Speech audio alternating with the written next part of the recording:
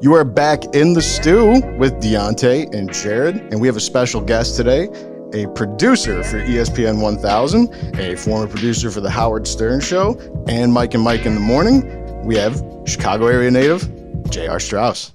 Thanks, guys. Appreciate you having me on today. How you doing? Pretty good. Happy to be here in the stew. This is quite a cool setup you guys have here. What brings you in? Just hanging out with you guys, talk a little bit about how I got started in the industry. As you may or may not know, I went to school here. So I actually graduated from here, and I taught here for 8 years as well. So it's nice to see this program developing. Yeah. So is it a lot of changes since you were here? A lot of changes, yeah. Everything's been upgraded. Things look good. You know, a nice fresh coat of paint doesn't hurt. New address. Yeah, it seems like you guys are getting some new technology in here. I'm looking at all these cameras here. Good stuff here. How do you guys like being here? Oh, it's great. I've learned more. I've been to a couple of traditional schools before that had media programs, and I was trying to get my feet set in some of that. Honestly, it doesn't compare to this place. Actually, when you want to get into this business, this is a perfect place to come to. Right. So I started here. I went to the Lombard campus in the mid 90s, and part of the requirement, as you know, is to get an internship. So I got the internship with the Howard Stern Show. It was 6 weeks into school. I was applying for internships before they even told us to do it. That was the whole reason I came here, was to get my foot in the door in radio. So I did it. I was offered that job. I actually applied at both the sports radio stations, heard nothing. Really? Got the Howard Stern gig because I had to be downtown by 4 a.m. No one wanted to get up that early. Mm-hmm. Well, I did it to get my foot in the door. Turned out the producer that I was working for wound up leaving, and they handed me the job because I already knew how to do it. So I had a job, and I was employed and getting paid even before I was done with this program. Oh, wow. Oh, wow. That's good. So that's how you have to do it, is you have to be aggressive. You can't wait for things to come to you. You have to actually go and get it. Yeah, you have to really go out there, really grab it, because this is a really competitive industry. Absolutely. And there's so many people who tell you what you can and can't do. When I told people that my ultimate goal was to work at ESPN, I get that look, right? That, you know how hard that is to do. Right. Well, sure, I do know how hard that is to do, and maybe I could be the one to do it. Who knows? I mean, I didn't start there. Right. You have to wind up getting to your destination. It's not always where you want to be at first, but I think being a self-starter and knowing what you want to do or where you want to end up is huge, especially when you come to this program. And the work ethic you got to have is you got to have a pretty high one, because a lot of stuff that these jobs entail, you're working almost constantly. It's around the clock. So you're obviously monitoring what's happening in the sports world on a daily basis. But when you're doing morning show, half of the gig is getting there on time. Mm-hmm. I can't tell you how many people I know that have lost a gig because they overslept. I've been doing this gig for 25 years at this time in the morning, and I've never been late. So it's still 4 a.m. is the start time? I mean, I'm in my car at 4. I'm in my chair by 4:45. I've got a show that starts at 7, and I do a lot of production. I've got an hour and a half of production before a meeting at 6:15. Oh, my God. So, and then the show goes 7 to 10. I chop up some audio, and I'm out the door. It's 10:30 in the morning. Dang. So that could be kind of fun, right? But it's not all I did, right? I told you right. I taught here. Mm-hmm. This was while I was working part-time at ESPN. So I was juggling teaching here, working part-time in the mornings before we had our local morning show, and developing different projects along the way just to keep myself involved. One thing turns into another. When I was here doing this program, I put together something just like this called Straus Project, which turned into an interview-based program. One of the TV people who I worked with here, his name was Jeff Conway. Is he still here, by the way? Great guy. Yes, he is, actually. So Jeff knew that we were doing this together, was working with a TV station that needed programming, and before you know it, Straus Project was on in 1.2 million homes on Comcast. Oh, my God. Just because of a project we started. You put the material out there, and if you do it right, people are going to notice. Right. So that's if you can take away anything from me, the first thing I would tell you is to be on time. The best ability, availability, right? But you also have to be annoyingly persistent to the point where people either give you something or tell you to go away. So that's what I did, and here I am. So speaking of the Straus Project, is that still actually going on, and what exactly is it? So it's an interview-based program that I did with musicians that I wanted to talk to myself. It was based on my interests. I picked the musical genre I like. I got some students that were interested in camera experience. We took them all out to a live event. They shot footage that was amazing for them to get access to for their reels. And at the same time, I'm doing interviews with musicians that I've always wanted to talk to. I put together a media crew, and boom, we're a media crew. Nobody told us any different, and we did it. We interviewed 20 people in a weekend and published them all. And people take notice. This stuff got national traction. It's just because we're doing it the right way. All the things that you learn from this place, if you do them the right way, you'll see the results. Yeah. So about this, like with everything you did, you picked the music genre you wanted with the company that's the Straus Project. You did everything you wanted to do. When it came to finding out that this was your career path, was this something that you already had like pre-planned, or was this something that was kind of like almost happenstance? So I'm one of those famous people that has a face for radio, right? I mean, look at this beard, right? But I was never comfortable in front of the camera until I had to do it. I was forced to do it. My talent didn't show up, and nobody knew it as well as I did. I said, fine, I'll do it. We'll try it. We'll see what happens. Well, I did it. You know, my camera people turned and looked at me and they're like, holy cow, you don't do this? You should do this all the time. And we're off and running. It's not something I intended to do, but I tried it and wound up being okay at it. So here we are. I mean, I did not plan this. No, I did not plan on putting together a group of students and being on Comcast and having that turn into my rock station gig. I work at ESPN, and then my other gig on the weekends is I work at a rock station. How do you get a rock station gig when you work at a sports station? Right. When I was teaching, I told every one of my students, and I will tell one of you this too right now, one of you watching, you're going to give me a job. Somebody out there is going to give me a job. I can't hire myself. Somebody is going to have to give me a job. And hopefully all of you are successful enough where it's one of you. And that's exactly what happened. One of my students needed a tech that knew how to run remotes and a weekend overnight jock. Guess who we called? That student. Ta-da, and here we are. It's all about connections and connecting with people and putting yourself out there and just doing it. And you're in the Stu with Jarred, Deontay, and I guess JR. So is it music or sports? Like, what is your passion or your favorite? Yes. The answer is yes. Yes. Because both. I don't have to choose one. Okay. I can do both. I can have my hand in both worlds. And that's okay. You don't have to choose one thing. I was fortunate enough to get a job in both fields, but you can dabble around in both of them until you figure out what you like and go back and forth from one to the other and use them to supplement each other. Again, if your goal is to be a talk show host, then does it matter who you talk to? I can talk to you all day, right? But I can also talk to people that I'm interested in as well. No, that's why this forum was created, and it's great. So when you were like climbing the ladder in your career, what did you look at as like was kind of like a big break moment for you? Was it getting to ESPN 1000, or was it like getting the Stern gig or Mike and Mike? I would say getting to ESPN 1000 because, as I said previously, I did not get any response when I tried to get in there, and I kept trying to get in there, and I did not get any callbacks. This is a true story. When I was working at WCKG with the Howard Stern Show, and I wound up working there for 5.5 years, some of the people I met along the way had a fantasy baseball league. And I'm a sports fan, right? I'm working at a music station, and I'm a sports fan. They're like, hey, we need another guy for our fantasy baseball league. I said, yeah, that sounds great. I show up. It's all radio people in my fantasy baseball league from different stations, and there just happens to be a guy who works at ESPN. Okay. Cool. I'll put that in my pocket. I'll save that for later. A couple years down the line, we go on. We meet every year for this fantasy baseball league. And one year, he looks across from me, and he goes, hey, you're a sports guy. My morning show person's leaving. Do you want an opportunity to run Mike and Mike in the morning? Wow. That's a huge bombshell. Yes. Because that was the biggest national sports show. Yeah, so this was 2003. Okay. So I started the next week, and I have been at ESPN ever since. That's incredible. It is. But it's all by putting yourself out there. Did I want to get up at 4 o'clock in the morning? No. Did I want to work on a show that maybe I'd never heard before in Howard Stern?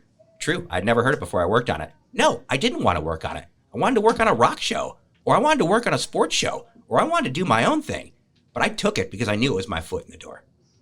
Gotcha. Okay. Yeah, and like you said, like this job's very fluid. You're going to do almost everything. But I'm at the point where I can do almost everything. Right. And that's the idea, is you get the opportunity to do things. It's not that you have to do something. If you have to do it, you're barking up the wrong tree. It's getting the opportunity to do and talk about what you love on a daily basis. Gotcha. So how was the transition from Howard Stern to Mike and Mike? Oh, it was amazing. I mean, again, working with Howard on a syndicated show, so it sounds like I was sitting next to Howard Stern. I don't want to give that impression. I was running the show in Chicago. It was on an hour delay. There were certain things that we had to do, but I did work closely with the network and getting things done. Did I talk to Howard once on the air? Yes, that's a story for another time of In the Stu, not this one. Okay? But I wound up being at ESPN and being behind the scenes and not getting an opportunity to open my mouth and talk. As you can tell, something I do pretty well. Okay, I can talk, as you can tell. We're, 20 minutes into this puppy. I've maybe taken 3 breaths. I don't mind being behind the scenes and giving other people good lines to read if they can deliver them. I love writing good lines for people. And that's just it. Being part of it, being part of the show, surrounding yourself with the people and the things that you want to do, that will get you to where you want to go. Gotcha.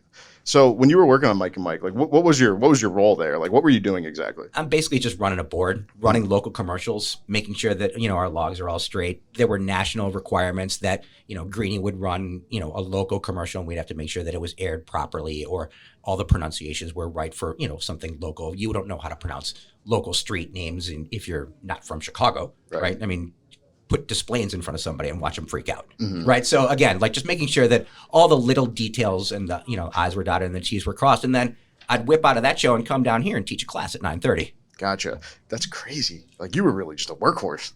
Well, but it's surrounding yourself and doing what you love. It's not. I mean, is this work? No, it's talking about sports and music. Like this is what we do in our free time, right? So to get paid to do it. Yeah, I'm going to get up early to do it. It's a dream come true. Right. And you'll make those sacrifices. Absolutely. Because it's really like you're not working at all. Right. So what came after Mike and Mike? What show was it after that? So we were running Mike and Mike syndicated for, a good 15 years after I were there. And then Mike and Mike had that big blow up where they kind of had a breakup. Yeah. And then it was Golick and Wingo. And now we run a national morning show, Keyshawn, J. Will, and Max. But we got a local show for the first time in, 20 years on our frequency at ESPN 1000. It's Cap and J. Hood. And that's the show that I work on currently. I'm the technical producer of that morning show. Means I'm downtown by 4:45 every morning.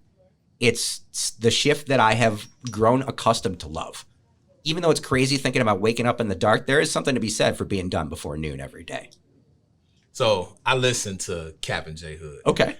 How is it like really working in close quarters with Cap?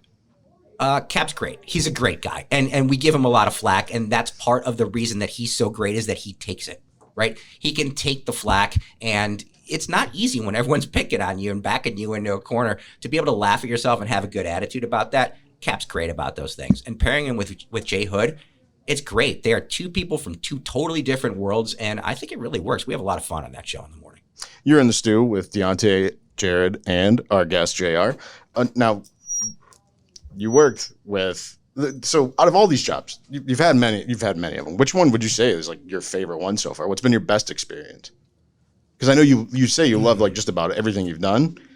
There's got to be one that stands above the others. So the opportunity to get to talk to musicians and get inside information, like if you had a favorite band and then you were able to hang out with that band and then find out like how they were recording their next album and they were letting you in on all those little details, that would be cool, right? Yeah. So that's a moment that I really embrace, is that's kind of happened for me with a band that I really like. That's a lot of fun. But everyone's got those moments that's personal to them. It may not be such a big deal or a huge accomplishment or a milestone, but it's those little moments along the way that you're like, wow, I'm really doing this. Like this is so much fun. I can't imagine doing anything else. It's like one of those pinch me, I'm dreaming moments. Yeah, I'm actually getting paid to do this. You kidding me? What was the first band that actually had that wow factor that you got a chance to? So the band is called Queensryche, and I'm going to guess that you guys are probably not familiar with it. You look a little younger. I've heard maybe. Okay, so they were popular in the late 80s and early 90s, and it was one of those situations where I went through their Facebook page and asked them for an interview, not thinking that they would say yes because I didn't want to pay to get into their concert. and they said yes. And I was like, what? You're serious? They're like, yeah, how's 6 o'clock? And I was like, okay. And then I had to go find recording equipment because I didn't have any. And I was like, I need to borrow some from the school, please. And went and recorded an interview with this band. I walked into their bus and they were all sitting there waiting for me. All 5 of them. I was like, You're just like, I can't believe this is happening. I'm not really ready for this. Like, I did not know that I was going to get every single band member there. So I stood there on their bus and held court. It was fantastic. That's awesome. And it was audio only. I didn't have a video camera yet. This was the genesis of Straus Project. I was like, we got to do that again. That was so much fun. Like, I just talked my way into that. We got to do that again. And so we did. That's incredible. That like, seriously, that's like when anyone gets in this business, you're kind of hoping for that moment. And, but like, you don't get what you don't ask for. Exactly. All I did was ask. Yeah, you have to be assertive. All I did was ask. I did say please, but all I did was ask. That's nice. Still have manners. That's good. So who was like the most famous band that you interviewed? The most famous band I've interviewed. I talked to Hall of Fame guitarist Rick Nielsen of Cheap Trick. Familiar. I'm from Rockford. Okay, so Rockford guy. Last month, he's pretty famous. I don't know necessarily that everybody is so famous. Obviously, being on the air with Howard was he's probably the most famous person I've spoken to. But the fun thing is the people that they bring into the ESPN studios. I mean, Mike Tyson came walking through the studios. I stopped him for a selfie. Like that's like one of the craziest things I've ever done. Stepped in front of Mike Tyson. But that actually happened. The Stanley Cup comes into the studio, and there's me and Coach Q in the Stanley Cup. Like, just the opportunities that you get to be around on a daily basis. That's the fun part. So when you were growing up, I mean, you're a Chicago area native, sports fan, big sports fan. Yeah, Cub fan. Cub, oh, nice. Yeah, Cub fan working for the White Sox station. Oh, my God. Yeah, I mean, you don't get to pick where you work either all the You got a time, regular right? Benedict Arnold over here. It's cool. And notice it says home of the White Sox. It doesn't say I'm a fan of the White Sox, right? And that's all part of it, too. You got to be able to have fun with it. Yeah, You got to of be able to laugh at yourself because it's not going to always go the way that you want it to. Yeah, exactly. Just in general. So I'm a White Sox fan. Okay. I don't hold it against you. That's fine. We can still be We're friends. good. Yeah, we're Still good. be good friends.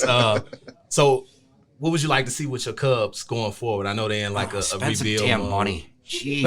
Oh, my God. Spend some damn money. I mean, you're the third largest market in the country. I don't want to hear about your biblical losses in the Marquee Network. I don't want to hear about any of that crap. 15th in the payroll. Go get me a $30 million player. Go get me a couple of them while you're at it. And maybe a couple starters. Look, the farm system's got to be restocked. They're not going to be good for the next couple of years. I don't want them to spend recklessly, but they need to get some people in here so we can start attracting some talent. Do you think Wilson should be traded? He'll be gone by the All-Star break. Do you think so? Yes.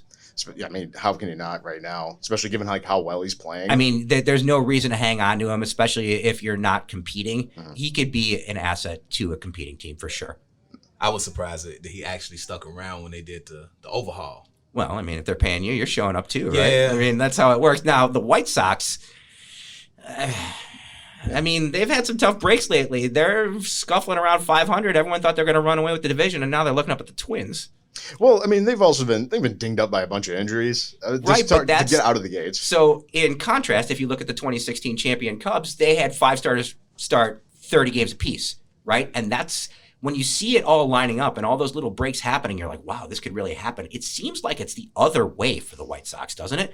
Everybody's getting hurt. Just when somebody gets back, they get dinged again. Another pitcher down. I mean, Lance Lynn back, let's see what he can do and if he gets his stamina back. But it's like all these guys just coming back. And now Cease was great. And now the last couple starts, been a little rocky. Not so much. So it's like nobody can put it all together at the same time. And that has to happen for an extended period if you want to win. I don't think they're necessarily out of it, though. Like, as much as I just don't care about the White Sox, I do watch them a lot, given the classes we're taking. We have to follow them quite closely. Right. But you look at the talent all the way across the board. Like, it is still one of the most talented rosters in the entire league. And I think it's just a matter of time before it really just gets clicking because the talent is just going to be too great to not.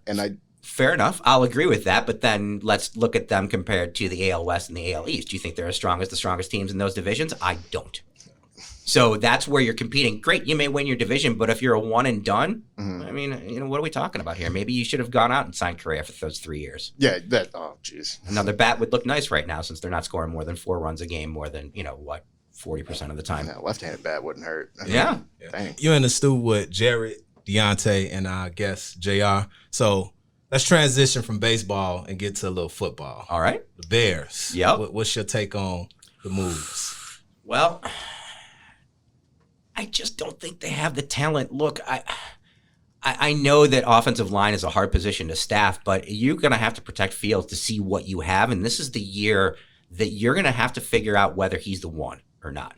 I know the offensive line isn't ideal, but he's got to show you that leadership and that flash of brilliance. The worst thing that could happen to the Bears this year is not knowing what Justin Fields is at the end of the year. Yeah, that's the biggest question mark. Especially when you bring in Luke Getsy, who was the quarterback's coach in Green Bay. You're making him fill in a pretty significant role, trying to basically unlock Justin Fields with this team and seeing what they can do. I'm looking at the Bears season this year as a bridge year.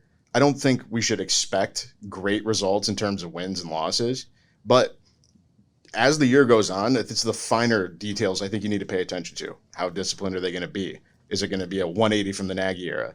Are they at least trending in the right direction with how the offense is operating under Getsy? How's the defense look now with Eberflus? Because he's kind of bringing back that old Tampa 2 cover 2 system that Lovey has and is still revered in this city. So if you're looking for wins and losses results, I don't think that's how we should be looking at it. We should just look at the minor improvements and see if Justin Fields does take a step north and making sure he's doing something. Yeah, no, I agree. We sit here in sports radio, it's so reactionary, right? Yeah. You try to base something off of a quote or a practice or results or something that you see a glimpse of without seeing the entire big picture. You got to let the process play out. You got to see what these guys do for the entire year. The learning process takes time. You can't just judge it in one small window, right? You have to look at it in the overall. So I think that's really important. And like you said, seeing what Getsy does and the fact that, this guy was coaching the quarterbacks in Green Bay. He may know,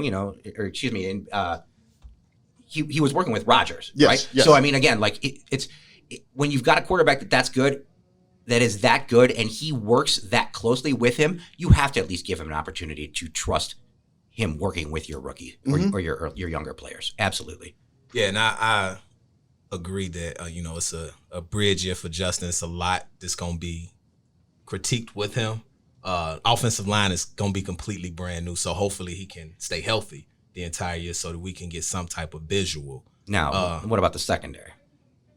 I like the improvements. I do too, but again, if they're going to be just chasing all day, I mean, I'm throwing on that secondary until they prove they can stop it. Right? Yeah. All day. Because it's revamped, at least the whole half of it, with Kyler Gordon and with Jaquan Brisker. It should be interesting. I like some of the younger kids coming in, but I want to see it. Look, it's going to take time, right? I mean, you got to learn the scheme, you got to learn everything. So how quickly they pick up the scheme and the defense, I think is going to be really important as well. How did you like the Bears draft, given what they had at first and then basically what they ended up with? It's so hard to judge, right? It's so hard to judge. I like that they got more selections. I thought that was the right way to go, trading down, getting more. There's a lot of holes on this team to fill, and you don't always hit on your draft picks. So the more the merrier. I'm all for more. Absolutely. So how many wins you giving them this season? Can I say 6.5? Can I say that? I mean, they're right there on the precipice, right? I mean, 6, 7. If I'm in Vegas right now and you ask me to lay the over under, I think it's 7, right? I honestly don't know where I'm going. That's why there's all those tall buildings out there. I'm hammering the under. Yeah? I'm hammering the under. Yeah. So the key really is going to be that stretch. I think it's like Atlanta and Detroit and something else. Look, if they can't beat Atlanta, we got some problems. I think that'll be a good measuring sticks. If they can't beat Atlanta, they'll split with the Lions. Now, when you were working with Howard Stern, like there had to have been some rather enjoyable experiences, some funny experiences. So, any stories about that? So being in Chicago, right, and he's in New York, I didn't get the visual that everybody got, right? So everyone's like, oh, strippers and this and that. And it wasn't like that. It was me in a room with like a clock and a lot of math problems, really. That's really not that exciting. So gotcha. It was fun to be a part of it because I'm sitting there listening to it, and just being a part of that wackiness was just wild. You're going to pay me to sit here and listen to this? So, I mean, that was a lot of fun. But something serious that happened while I was working there was 9/11. Oh, so that was crazy in that obviously it happened in New York. My host is sitting in New York. Right. And if you ever have the opportunity to go back on YouTube and listen to Howard Stern live on 9/11, I highly recommend it. He was brilliant that day. He was like a traffic director. Like he was like a local radio host. Like, hey, there's shelter at this church. Like, this road is closed. Like all traffic's being diverted this way. He was like the community leader. Like he dropped all of his BS and just was trying to help out in any way he could. It was terrifying and fascinating radio. A lot of it, like Stern's content, it's not for everybody, especially probably back at that time too, when he was still pretty raw. Yeah. he has always been a master of his platform, though. And to have a guy like that knows how to work radio, knows how to kind of work the public and get them to kind of rally in some way in an event like that, like that's extremely impressive. And to be a part of that, that's pretty unique. He's one of the best interviewers I've ever heard. And that's because he makes his subjects so comfortable. All the wacky stuff, the balonies and strippers, all that, you can put all that to the side. Mm-hmm. He is as solid of an interviewer as there is out there. You think he's better than Letterman? No. I love Letterman. Obviously, I look like him. But no, Letterman and Stern and, there's a handful of others that you can just sit and watch them interview people because they're so good at it. Yeah. Right? Mm-hmm. So, and that's an art. That takes practice. It does. And it's something to kind of revere. Like Conan O'Brien was always one that I always enjoyed, and I always thought that he made it very accessible for whatever guests to just get comfortable. And and a brilliant writer, wrote 5 seasons of The Simpsons. Come on, I mean, genius. So we got to get to the Bulls before we get out of here. Our time is running short. So middle of the road team. Next. That quick? Just that quick? That quick? What about Zach? The Zach's max gone. contract. Zach's going. I think he's going. I mean, there's a lot of money to be left on the table, but look, I'm shaking your head over here. Camera guy over here is mad at me that I call him middle of the road team. Who are they beating? Who are they? What? Come on, tell me where they're going in the future. I mean, you don't think that it could be maybe a player or two that the season Zach and DeMar had together could be attractive to somebody. Do you think you're going to get that season out of DeMar next year? I mean, it's possible. You can hit repeat. Do you think Zach's going to be happy if you get that season out of DeMar next year? Now, that's the question. Right? These two got to play together, right? And Zach likes being the alpha, right? Mm-hmm. And now you got everyone yelling DeMar, DeMar, DeMar, right? So how does that blend? How does that play? There's something to be said about being the man somewhere versus being second fiddle. These guys have giant egos. The money sometimes isn't enough. He may want a change of scenery. I don't have any information, but there's all these rumors out there right now. You saw TMZ just accost him about Los Angeles recently. There's rumors about Portland. I don't know what's going to happen. He'd leave a lot of money on the table if he left, but it's not out of the realm of possibility. Do you think a sign and trade with AD is something that's possible? I do, but I heard an interesting factoid this morning in that with the sign and trade, it's the salary that he's got now. So it would be the 18 mil versus the max. So the money doesn't match up. So it would have to be something different. I don't think it could be for AD straight up. I'm curious how that would go. But even wanting to be the alpha, you go to Los Angeles, LeBron is there. But he could play alongside LeBron. Like, that actually works. Think about the two of them playing together.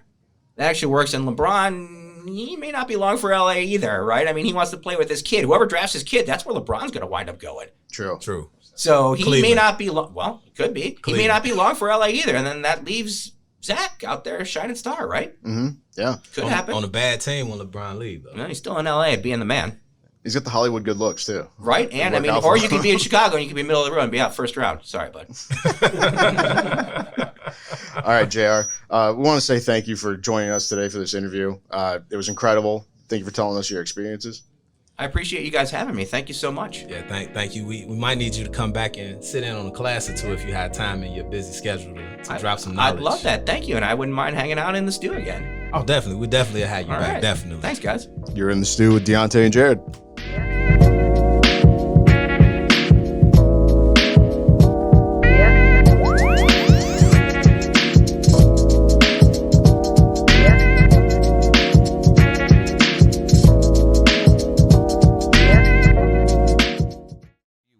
The world has been in turmoil. Many have lost jobs. Businesses have closed. Media is there 24/7. Do you have what it takes to be a part of the media industry? Call Illinois Media School today and start training for hundreds of media positions. There are no excuses. We offer virtual courses and flexible schedules.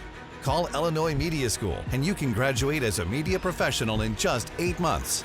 Call now or visit beonair.com. 331-215-4762.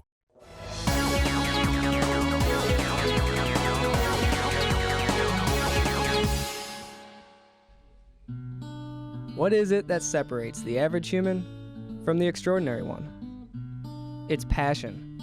Passion allows you to go above and beyond the call of duty. Passion turns an ordinary workspace into a playground. If your passion is TV and radio broadcasting, your playground is the Illinois Media School. It's not your average swing set and monkey bars. The Illinois Media School provides hands-on broadcast training and fully equipped radio and TV studios. The instructional staff consists of broadcast professionals with many years of broadcast experience. It includes local on-air radio and TV personalities. Upon graduation, students are well prepared for entry-level positions in the broadcast industry. It's time for you to become extraordinary. Pursue your passion at the Illinois Media School. Visit today at beonair.com.